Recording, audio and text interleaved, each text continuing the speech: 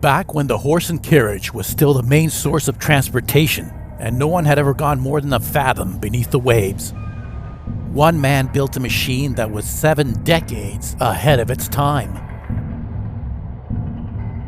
It pioneered the double hull and an internal combustion engine underwater. The very first air scrubber.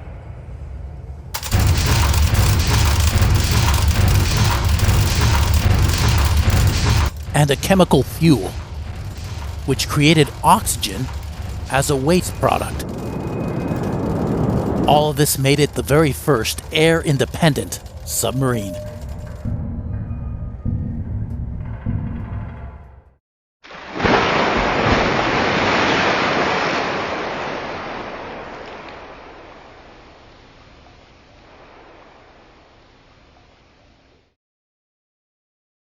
Narciso Monturiol was a lawyer, self-taught engineer and scientist, and an early communist newspaper publisher.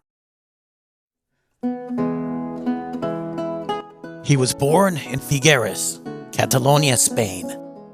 In 1819, he was a son of a cooper and was educated in Sevilla, earning himself a degree in law. But law wasn't something he would pursue. Instead, he set up a publishing company. The same year he married his wife Emilia. His first newspaper, La Madre de la Familia, had a mission to, quote, free women from the tyranny of men. No doubt his wife liked that one. His second paper, La Fraternidad, was Spain's first communist newspaper.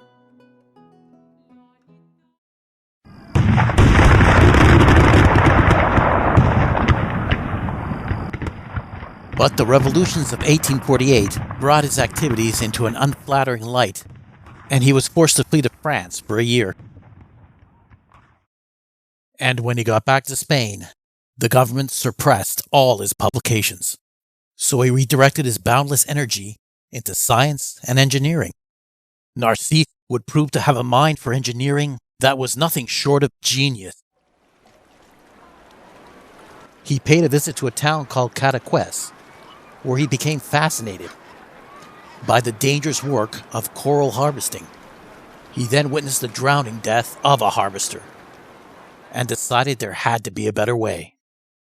Being the die-hard communist he was, he had to make this work safer for the men who pursued it.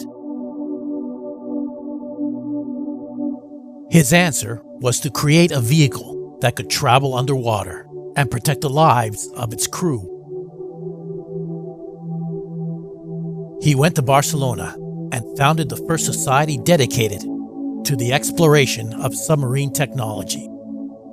By 1858, he presented his first Ictíneo, Greek for fish boat.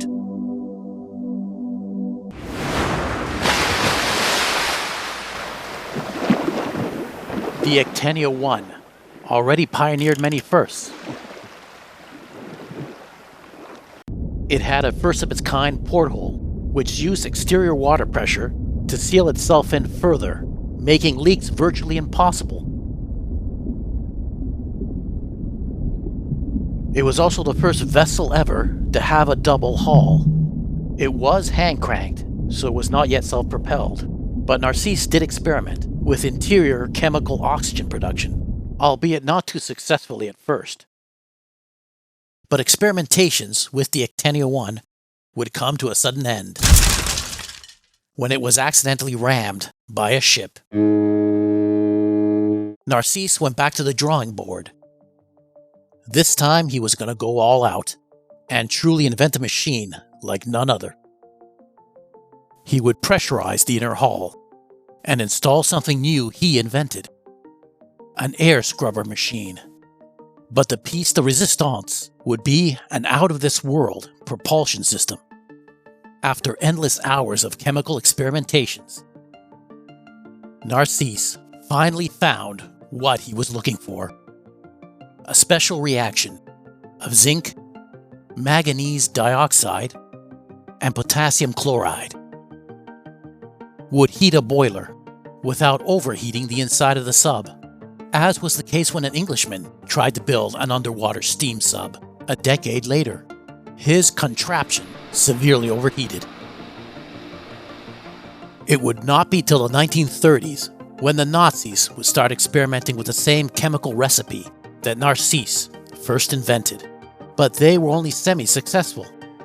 In the 1950s, the nuclear-powered submarine came into play and brought with it a level of air independence in submarines not seen since the Ictíneo.